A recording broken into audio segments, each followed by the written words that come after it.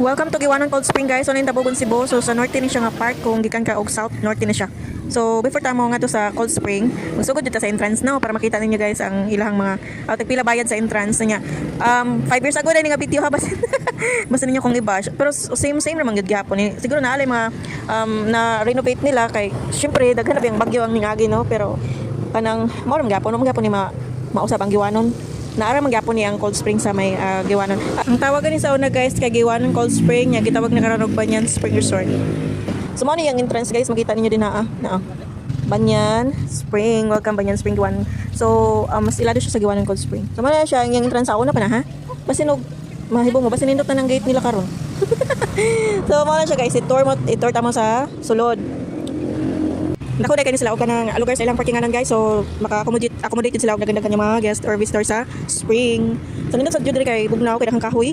Anya perfect ang iyang lugar nga matawag siya nga Cold Spring. Makita nimo ang welcome nga word guys sa mga nadahan ay hagdan padong sa ubos. So diha pa lang daan sa Igbaw malantaw na nimo kung unsa kanindot ang Giwanon Cold Spring. Makita nimo guys kung kanang makita nimo ang view gikan sa Igbaw ba.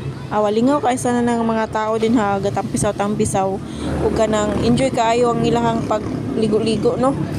Perfect yun siya guys para sa karon nga panahon tinginit bitaw mo nang daghan kaayong mga ligo din kay bugnaw man jud ni siya nga spring.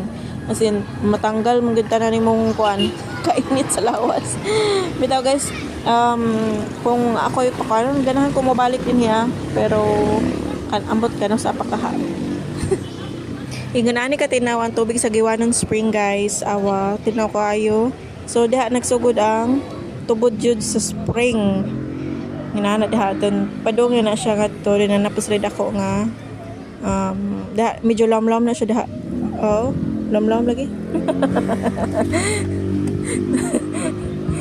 Sunindot kay din ha maglangoy yung katong kamamulangoy, hindi kamamulangoy ata. Diha padaplin lang. So kana siya yung agas guys, padong na siya gawa sa dagat. So kung ganahan ka maligos dagat, pwede ra pagkada maipupot man dapit. Perfect kayo ni sa karon nga panahon guys, kay ting init. So kanang kung ganahan mo maligo, wala pangaligo na mo din na aron. Makasuway pod mo. Thank you.